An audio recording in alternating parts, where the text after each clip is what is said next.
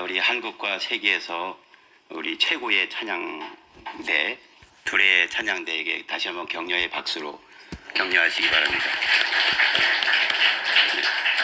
꽃들이 노래하는 것 같습니다. 우리 찬양대만 한번 해볼까요? 나는 꽃이다. 옆에 있는 분에게 권사님도 꽃입니다. 집사님도 꽃입니다. 네, 꽃들의 노래를 매주 들을 수 있으면 참 행복합니다. 저는 주보에 있는 그 선교사, 몽골 선교사입니다. 저는 학생 때 선교사가 되고 싶었습니다. 그런데 아무도 어떻게 선교사가 돼야 되는지, 선교사가 되기 위해서는 뭘 준비해야 되는지를 알려주지 않았습니다. 그냥 그저 기도해, 하나님이 인도하실 거야 라고만 했습니다. 그래서 저는 기도했습니다. 하나님이 어떻게 인도하셨을까요? 대학을 졸업하던 해에 텔레비전에 몽골 대통령이 나왔습니다. 그리고 몽골 대통령이 뭐라고 얘기하는데 밑에 자막에 한국과 몽골이 외교 관계가 수립되었으니까 우리 몽골에 와서 한국어를 가르쳐 줄 사람들이 좀 왔으면 좋겠다. 그 자막을 보게 된 거예요. 그래서 저는 몽골에 대해서 그 전에 듣도 보도 못했던 저 몽고 정도만 알고 있었죠. 그래서 몽골에 대해서 그때 관심을 가지게 되면서 몽골이 어떤 나라일까 궁금하고 있었는데 유엔에서 나온 1990년 통계에 몽골의 기독교 인구가 0명이라는 것을 보게 되었습니다. 기독교가 0명인 나라는 그 당시에 없었죠. 선교사가 되고 싶은 청년이 기독교 인구가 0명이라는 것에 심장이 벌렁벌렁 뛰기 시작한 겁니다. 그리고 얼마 후에 신문에 한국청년해외봉사단 코이카 단원 모집 광고가 난 겁니다. 그래서 그 나라 중에 인도네시아, 태국, 방글라데시, 스리랑카, 피지, 몽골 요 한 7개 나라가 있는데 다른 나라를 다 찾아봤습니다. 그런데 다 기독교 인구가 그래도 있었어요. 근데 몽골은 기독교 인구가 0명인 거예요. 전 그 신문을 들고 하나님, 내가 이곳에 갈 수 있다면 선교사 훈련 받는 거라 생각하고 제가 몽골에 가서 열심히 봉사하겠습니다. 하나님이 어떻게 응답하셨을까요? 붙여주셨습니다. 그리고 1992년에 몽골에 가서 몽골의 외국어 대학교에 한국어 학과를 처음 설립하고 학생들을 모집해서 가르치는 일을 하게 된 거죠. 1992년에 제가 27이었습니다. 지금도 27처럼 보일 수 있겠지만 그러지 않습니다. 그래서 몽골에 도착해서 한 3주 동안 그 몽골의 적응 훈련을 받고 언어를 배운 다음에 홈스테이라는 것이 있었어요. 몽골의 가정에 배치되어서 거기서 한 2주 살면서 몽골 사람들의 생활을, 문화를 익히는 거죠. 그래서 저는 그 몽골 그 외무부에 부탁해서 나는 울란바토르가 아니라 가급적이면 시골 먼 곳에 보내달라고 했습니다. 시골 먼 곳이라고 해서 저는 한 50km, 30km 될 줄 알았는데 700km 떨어진 저 먼 시골에 보내버린 거예요. 그 시골에 갔더니 전기도 없고 수도도 없고 그 초원에 몽골 그 천막집 게르라고 하는데 그 게르가 한 10개 정도 있는 곳에 그냥 흘러가는 시냇물에 세수하고 그 떠먹는 곳에 그냥 저를 놓고 가버린 거예요. 말도 잘 안 통하고 아파요, 배고파요, 졸려요 이 정도의 언어만 할 줄 아는 저에게 이제 난감하게 됐죠. 근데 그날 저녁에 할머니들이, 시골에 연세 드신 분들이 와서 저를 안으면서 껴안으면서 너무 반가워하는 거예요. 제가 몽골말을 잘 몰랐지만 인사말 정도만 할 줄 아는데 그 할머니들이 저에게 했던 말 중에 공통적으로 들리는 단어가 있었어요. 하마튼이라는 거예요. 하마튼. 하마튼이 뭘까요? 하마튼. 그래서 제가 그 당시에는 몽한 사전이 없었고 몽일 사전이 있었습니다. 제가 일본어를 좀 배웠기 때문에 사전을 찾아봤는데 하마튼이 뭐냐면 친족, 친척이라는 거예요. 그래서 저는 몽골 사람들이 반가운 사람에게 인사할 때는 하마튼 친척이라고 얘기하는 줄 알고, 저도 아는 꼬마들한테 하마튼 하면 하마튼에서 인사를 한 적이 있는데 그게 아니에요. 나중에 제가 몽골에 대해서 공부하게 되었고, 우리나라 고려시대가 몽골 역사니까요. 그 역사를 공부하면서 놀라운 것을 발견하게 됐습니다. 1230년대 이후로 몽골이 우리 고려를 침략하면서 우리 고려의 마지막 충자 붙은 왕들, 6왕이 있었죠. 충선, 충렬, 충목 이런 왕들의 부인을 몽골의 공주로 보냅니다. 그래서 우리 고려를 그냥 박멸시키지 않고 부마국, 사위 국가로 만듭니다. 그래서 우리하고 가까이 지내면서 대신 조공을 바치라고 그러는데, 고려의 여인들을 젊은 여성들을 조공으로 바치라고 합니다. 기록에 의하면 7차례, 8차례 약 2,000명가량의 고려의 여인들이 원나라 몽골로 조공으로 바쳐집니다. 그 몽골에 바쳐진 여성들은 몽골에 가서 각 지방의 호족이나 아니면 전쟁에 공훈을 세운 몽골 군인 장군들의 첩이나 부인으로 나눠졌겠죠. 그리고 그들은 거기에서 아이를 낳으면서 살았겠죠. 그런데 여러분 생각해 보세요. 그 시골에 17, 18된 우리 고려의 여인들이 몽골 시골에 갔을 때 아이를 낳고 그 아이들에게 무슨 얘기를 했을까요? 아이를 낳고 키우면서 그 나라 말도 모르고 낯설고 물서른 곳이잖아요. 아가야, 자장가를 부르면서 저 무지개가 뜨는 동쪽 하늘에는 엄마의 고향이란다. 그러면서 우리의 그 무지개가 뜨는 동쪽 하늘을 바라보면서 우리 고향을 그리워했을 것입니다.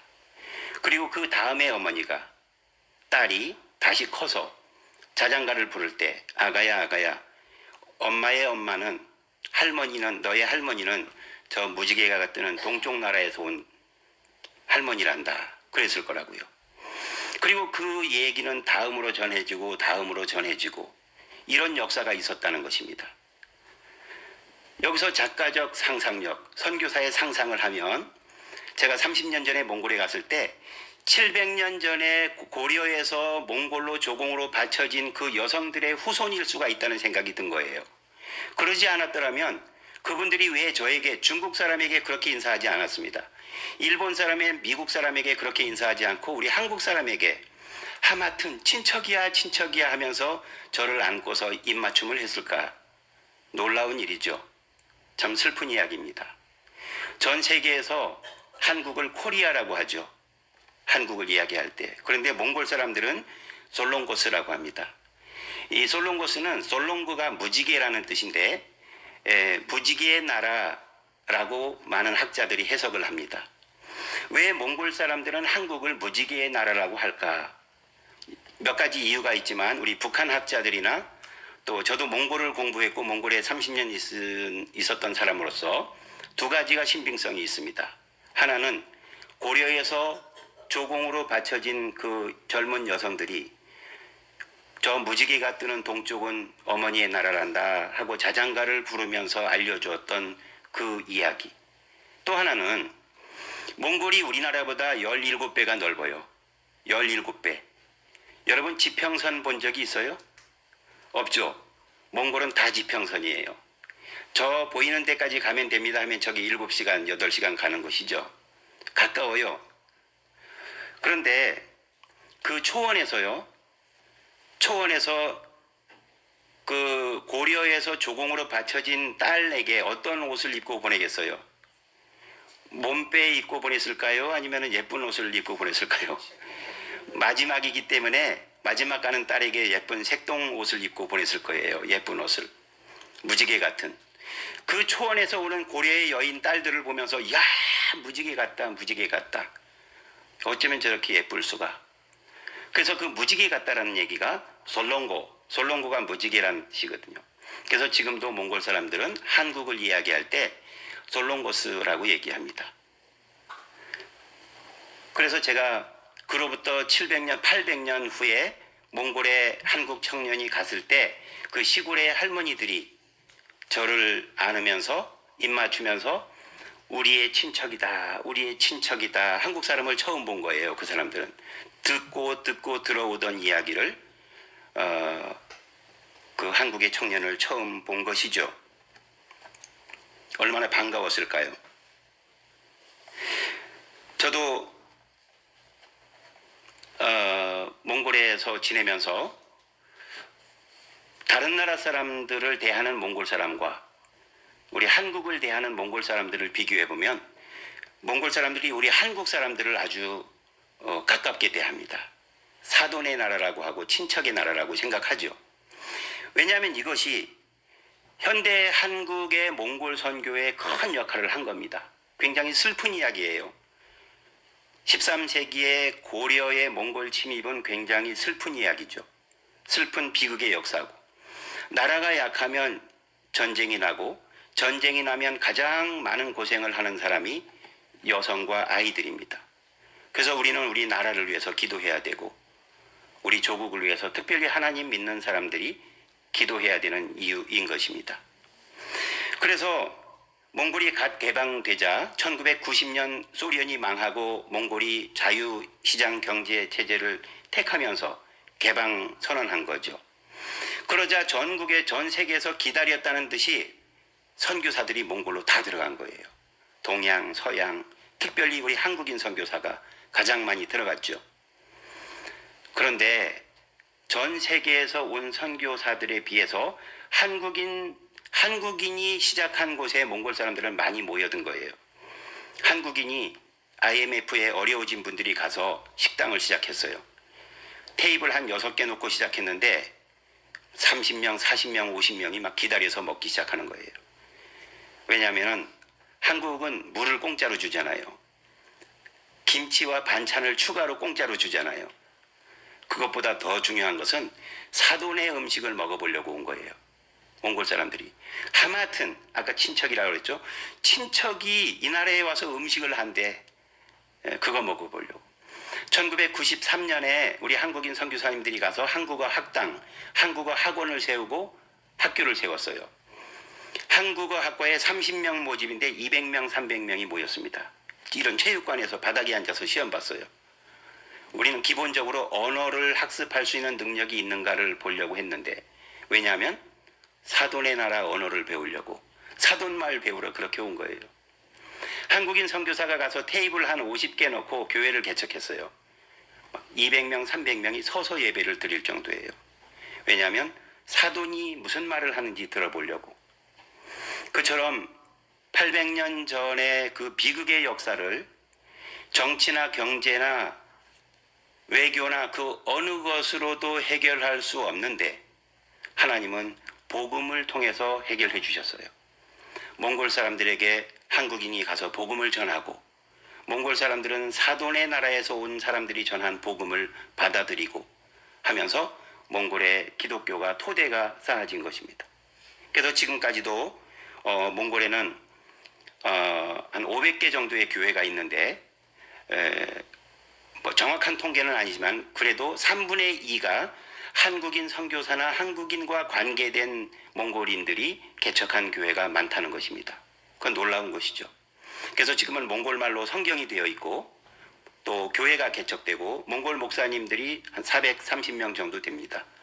그리고 제가 일하는 연합신학교, 몽골 연합신학교 졸업생이 820명입니다. 그 중에 430명 정도가 안수받고 지금 몽골 전역에서 사역하고 있다는 것입니다. 불과 30년 만에 하나님은 그 하마튼 친척이라는 그 이미지를 몽골 사람들에게 복음으로 순기능으로 일해 주신 것입니다. 놀라운 것이죠. 그래서 우리 한국인은 우리 조상들의 고생이죠. 조상 우리 여성들의 고생 때문에 몽골 선교를 물반 고기반처럼 그렇게 선교를 할 수 있었습니다. 작년에 2022년도에 몽골 인구가 330만인데 한국에 오려고 한국 방문 비자 받은 사람 몽골 숫자가 32만 명입니다. 32만 명. 거의 10분의 1이 한국을 왔다는 거죠. 그건 대단하죠. 거의 10%에 가까운 인구죠. 그래서 하나님은 이렇게 어쨌든 우리 한국인 선교사를 통해서 몽골 선교의 토대를 쌓게 하시고 지금까지 30년 동안 몽골 교회를 개척해 오게 하셨는데 앞으로 몽골 교회가 자립하는 교회가 될 수 있도록 몽골 교회가 자립하고 교역자가 자립하고 그들이 스스로 목회할 수 있도록 우리가 기도하고 또 지원하는 일들이 더 필요를 합니다. 그런데 그들도 교회에 처음부터 온 거는 아까 말씀드렸지만 다 예수님 믿으러 온 건 아닙니다. 아까 얘기했지만 한국어 배우러 오고 한국 음식 먹으러 오고 교회 가면 또 한국 김밥도 먹을 수 있으니까 그리고 한국의 약을 좀 얻을 수 있나 하고 이렇게 뭘 받으러 온 사람들도 많았죠. 옛날이나 지금이나 마찬가지입니다. 예수님 시대에도 예수님께 오는 사람들이 다 복음을 예수님 통해서 구원받을 것 때문에 예수님에게 온 것은 아닙니다. 예수님에 대해서 오해하는 사람들이 많이 있었습니다. 오늘 6절에 보면은 부활하신 예수님 앞에서도 그들은 오해를 하고 있었습니다. 저희가 모였을 때에 예수께 묻자와 가로되, 이것은 예수님이 십자가에 달려 돌아가신 후에 부활하신 예수님을 보면서 하는 거죠. 저희가 모였을 때에 예수께 묻자와 가로되 주께서 이스라엘 나라를 회복하심이 이때니까 이제 부활하셨으니까 우리나라 회복하실 거죠. 로마에서 우리를 해방시켜 주실 거죠 라고 하는 거죠. 그래서 예수님을 민족 해방자 예수로 이해하고 있었던 사람들이 있다는 것입니다.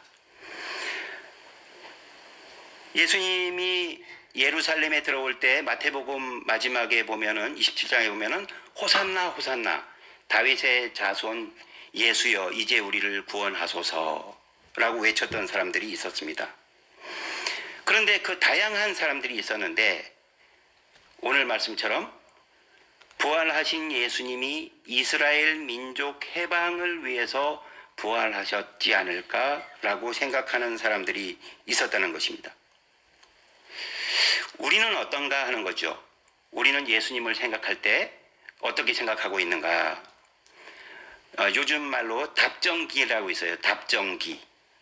무슨 뜻인지 알만한 분. 답이 정해놓은 기도예요. 주님 주시옵소서 믿습니다. 그때까지 주시옵소서. 그때까지 이 일 완성시켜 주시옵소서. 내가 다 정해놓고 기도하는 것을 이야기하죠. 답을 정해놓은. 언제 주시렵니까? 어떻게 주시렵니까? 내가 다 정해놓고 기도하는 거죠. 근데 7절에 보면 가라사대 때와 기한은 아버지께서 자기의 권한에 두셨으니 너희가 알 바 아니요. 답정기 하지 말라는 거예요. 때와 기한은 아버지께서 다 알아서 하실 테니까 너희가 그거는 관여하지 말아라.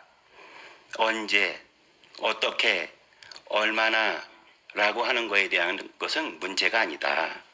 그럼 뭐가 문제인가요? 예수님의 대답은 8절에서 합니다. 8절 한번 읽으셔도 되고 암송하셔도 되고 다 같이 오직 시작. 오직 성령이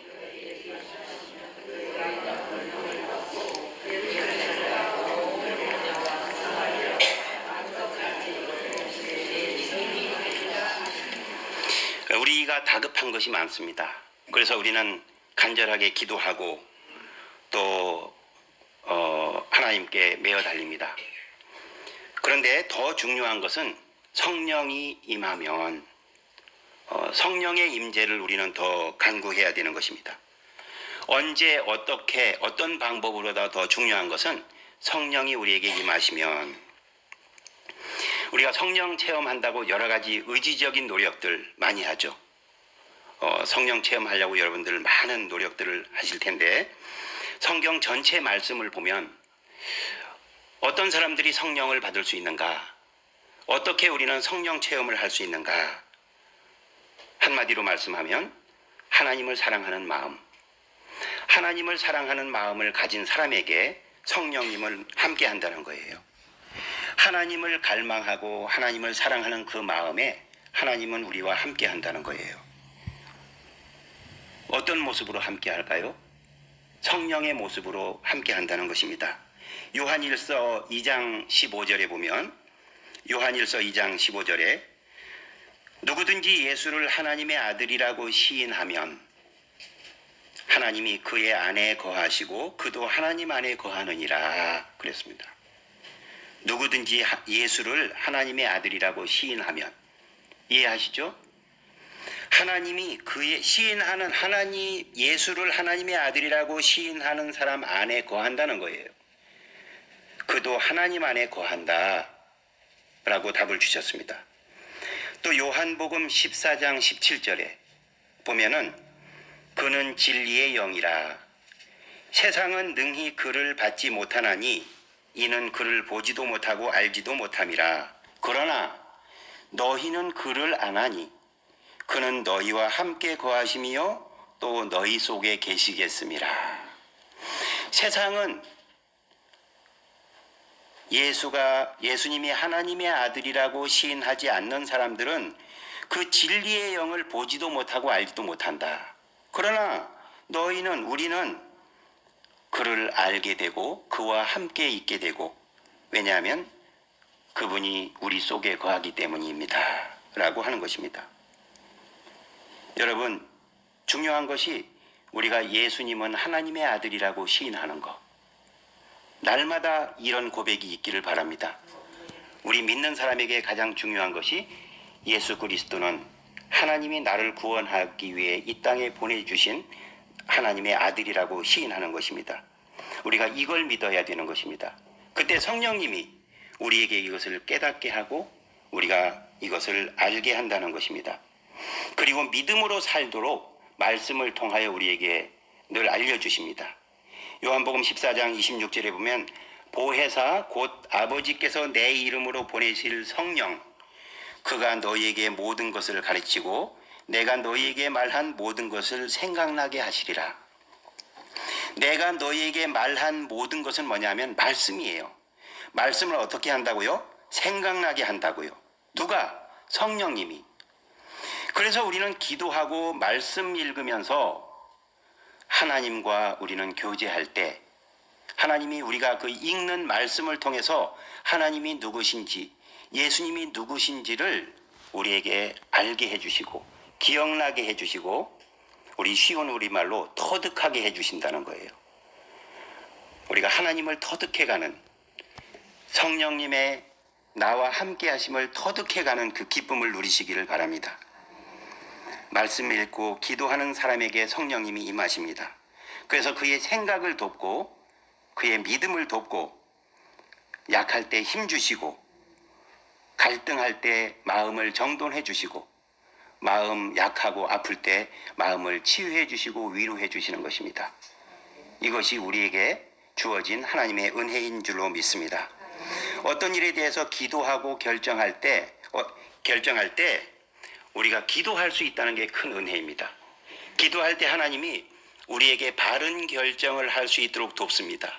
심지어 잘못된 결정을 해도 성령님이 그것을 올바르게 바로 잡아 주신다고 하는 것입니다. 이것을 기억할 수 있기를 바랍니다. 8절에 사도행전 1장 8절에 오직 성령이 너에게 임하시면 너희가 무엇을 받고? 권능을 받고. 이 권능이라는 것은 힘이라는 거예요. 능력이라는 거죠. 전에는 우리가 조그만 말 한마디에 삐졌어요. 상처받았어요. 저쪽 사위 자랑하면 우리 사위 못하는 거 보면서 상처받았어요. 저쪽 며느리 자랑하면 우리 며느리 생각하면서 비교하면서 상처받았잖아요. 그런데 권능을 받는다는 것은 그렇게 쉽게 상처받거나 넘어지거나 쉽게 삐지거나 하지 않는다는 거예요. 우리 마음이 견고해집니다.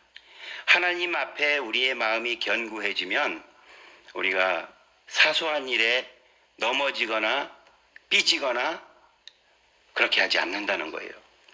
그래서 우리는 늘 성령님의 인도함을 받는 그런 삶을 살아야 하는 것입니다. 어려움도 이길 수 있어요. 어려움은 왜 있을까요? 이기라고 있는 거예요. 피곤함은 이길 수 있어요. 왜냐하면 성령의 권능을 받고 성령의 능력을 받고 이길 수 있기 때문입니다. 아픈 것도 이길 수가 있어요. 성령님이 우리에게 이길 힘을 주시기 때문입니다. 그것을 여러분 기억하시기 바랍니다. 그래서 기독교 신앙은 추상적인 것이 아닙니다. 많은 분들이 신앙을 추상적으로 믿는 분이 있어요. 신앙은 추상적인 것이 아니라 구체적이고 실제적인 겁니다. 예술은 추상적인 거예요. 아까 음악 들었지만 음악대로 안 살아도 죄책감 느끼지 않아요. 미술관 가서 그림을 보았는데 그 그림에서 얻은 감동대로 살지 않아도 죄책감 느끼지 않습니다. 여러분 요즘 그 나태주 시인의 아주 인기인데 시를 읽고 감동받았는데 시처럼 안 산다고 죄책감 느낍니까? 그러지 않습니다. 그렇죠? 유명한 고전음악을 들었는데 그대로 안 살아도 돼요. 그런데 말씀은 들은 대로 살 때 힘이 있는 거예요. 왜냐하면 신앙은 추상적인 것이 아니라 실제적이고 구체적인 것이기 때문에 그렇습니다. 그래서 믿음은 바라는 것들의 실상이라고 한 것이 나의 믿음대로 살아갈 때 그 믿는 자의 힘이 나타난 거예요. 아, 성령의 인도함을 받는 사람의 힘이 저렇구나 라고 하는 것을 우리가 드러낼 수 있다는 것입니다. 그래서 여러분, 믿음은 추상적인 것이 아니다. 믿음과 삶이 균형이 맞을 때 나도 기쁘고 하나님도 기쁘고 보는 사람도 은혜 있다고 하는 것입니다. 그래서 성령님은 우리를 보시고 우리를 아시고 우리를 들으시면서 우리의 필요를 충족해 주시는 그런 분임을 우리가 기억할 수 있기 바랍니다. 제가 청년 때 아까 말씀드렸던 몽골로 가기 전에 사실은 그 7개 나라 중에 피지를 가고 싶었어요. 피지. 저 태평양에 있는 그 피지 있죠? 섬나라. 좋은 나라예요? 안 좋은 나라예요? 아주 아름다운 나라예요. 근데 제가 안 가봤지만 왜 피지를 가고 싶었냐 하면은 한쪽 마음에는 선교사가 되고 싶었어요. 근데 한쪽 마음에는 좋은 나라에 가고 싶었어요. 그래서 피지의 야자수 그늘 밑에 해변에서 한 손엔 성경을 들고 그 파라솔 밑에 누워있는 생각을 하면서 한쪽 마음으로는 피지를, 눈 감고 기도할 때는 몽골을 아주 갈등한 거예요. 내가 피지 선교사로 갈까 몽골 선교사로 갈까. 꿈을 꿀 때는 피지에 가서 아주 노는 꿈을 꿨죠. 근데 몽골의 기독교 인구 0명이라는 걸 보면서 기도할 때는 성령님이 야, 너 선교사 된다며? 선교사 된다며? 그러면서 몽골을 당기시는 거예요. 제가 피지 갔더라면 아마 여행사 정도 하다 지금 아마 망했겠죠. 망하지 않을 수도 있지만. 근데 그 32년 전에 그 신문에 난 그 광고를 조선이 아니라 한국청년해외 봉사단 모집 보고 몽골에 가서 거기서 선교에 대한 확신을 들고 와서 신학을 공부하고 다시 몽골에 가서 그 선교 30년의 몽골 현장에 참여하고 지냈던 그 만족을 제가 지금은 누리지 못했을 거예요. 피지에 갔으면. 그래서 저는 지금도 늘 확신하는 것이 저를 몽골 선교사로 보내신 분은 성령님이다. 그 당시에 제 주위에서는 미국이나 영국도 아니고 몽고가 뭐야 몽고 막 그랬거든요. 그때는 직항로도 없었어요. 저 상해에 가서 하루, 북경에 가서 하루, 비행기 딱 탔는데 고려 항공 보여서 깜짝 놀랐어요. 평양 가는 거 아닌가. 근데 지금은 몽골 선교사만이 누릴 수 있는 그 감동과 행복을 누리면서 살았다는 거예요. 그거 왜냐하면은 성령님이 내 마음에 주신 은혜대로 살았기 때문이죠. 여러분 기도할 때 성령님이 주시는 그 감동대로 살면은 인생은 후회가 없습니다. 하나님은 베스트의 초이스를 가지고 우리를 인도하기 때문이죠. 그래서 지금 몽골에는 5만 5천 명의 기독교인이 있어요. 0명이었던 나라가 450여 교회가 있고 430여의 목회자가 있고 저희 제자가 800명이 넘습니다. 목회자들만. 하나님이 하신 일이죠. 피지에서 도무지 누릴 수 없었던 일을 하나님은 선교지에서 누리게 하신 것입니다. 오늘 말씀에서 증인이 되라 했습니다. 성령이 임하시면 권능을 받고 증인이 되라. 증인은 법률 용어예요. 법률 용어는 뭐냐면 내가 본 대로 들은 대로 말하겠습니다. 그러지 않으면 처벌받겠습니다. 그거잖아요. 여러분들 우리 하나님의 은혜에 대해서 들으셨죠? 보셨죠? 체험하셨죠? 그대로 살겠다는 것이 그것이 증인이라는 거예요. 그래서 믿음은 제가 추상적이지 않다고 얘기한 거죠. 구체적으로 실제로 살아가는 거, 믿는 사람들은 이렇게 살아간다라고 하는 것을 증인된 삶이라고 하는 것입니다. 예수님 당시에 땅끝은 예루살렘이 세상의 중심이라고 생각했기 때문에 서바나, 스페인이 땅끝이라고 생각한 거예요. 그 북아프리카, 서바나 스페인이죠. 그래서 땅끝까지 증인이라고 하는 것은 저 스페인까지 가서 증인이 되라고 하는 것이죠. 근데 오늘날에는 이 땅끝이라고 하는 것을 단순히 지리적으로 보지 않아요. 우리의 영역, 문화, 관계에서 보는 거예요. 그러면 오늘날 우리의 땅끝은 뭔가? 꼭 비행기 타고 저 비자 받고 먼 곳에 가지 않아도 내 주위에 있는 돌봐야 될 사람, 외국인 노동자, 몸이 불편하신 분, 독거 노인, 소년 소녀 가장, 어느 누구의 도움도 받을 수 없는 고독한 이웃, 북한에서 혼자 생사를 넘어서 온 동포, 새벽까지 택배하는 사람들, 음식 배달원, 병상에 누워있는 외로운 사람들, 그런 사람들이 바로 땅끝일 수 있다는 거예요.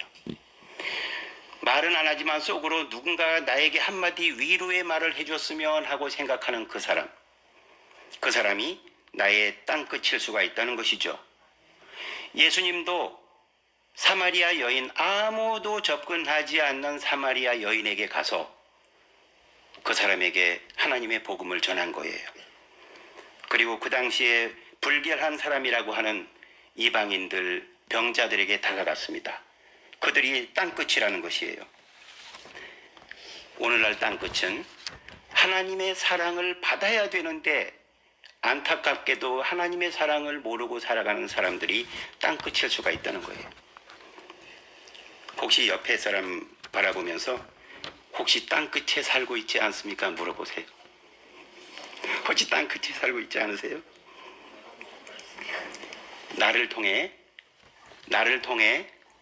나의 말을 통해, 아니요, 그냥 제가 하는 거예요. 나를 통해, 내 눈빛을 통해, 내 말을 통해, 내 삶을 통해 그 땅끝에 있는 사람에게 하나님의 은혜가 전해져야 됩니다. 그것이 내가 증인된 삶이에요. 우리 옆에 있는 분에게 앞으로 더욱 잘 섬기겠습니다.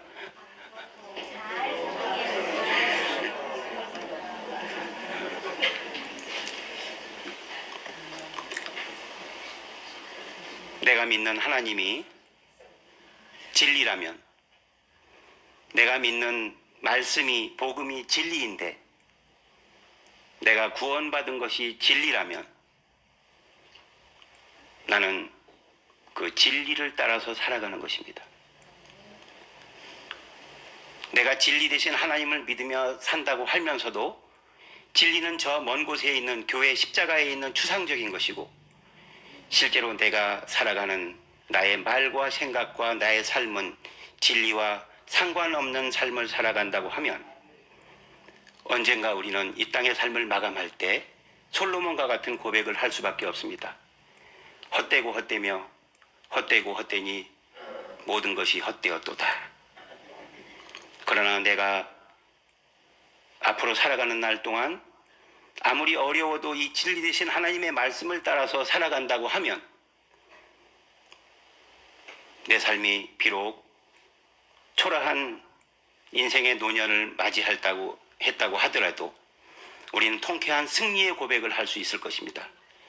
사도 바울이 디모데 후서에서 그 차디찬 감옥에서 그의 노년을 이렇게 고백했습니다. 나의 달려갈 길을 마치고 믿음을 지켰으니 이제후로는 나를 위하여 의의 면류관이 예비되었도다. 우리 모두가 나의 달려갈 길을 마치고 믿음을 지켰노라 하는 그런 영광의 고백들을 준비하며 살아가는 저와 여러분 될 수 있기를 바랍니다. 기도하겠습니다. 하나님 아버지, 이 땅에 우리가 살아가는 날 동안 우리가 외롭지 않도록 늘 우리와 함께하여 주시고 우리가 연약할 때도 아버지라고 부를 하나님이 계신 것에 감사하고, 우리가 마음 섭섭할 때, 마음 연약할 때 성령님하고 기도할 분이 계시고, 무엇보다 나의 모든 죄를 용서하시기 위해 십자가에 달려 돌아가신 예수님이 진리이며 진실임을 인하여 감사합니다. 나의 이 땅에 살아가는 날 동안 이 예수님의 증인이 되게 하여 주옵소서. 우리 둘의 온라인 교회와 온 세계 하나님의 자녀 가운데 증인된 삶을 오늘도 내일도 살아갈 수 있도록 함께하여 주옵소서. 예수님 이름으로 기도드리옵나이다. 아멘.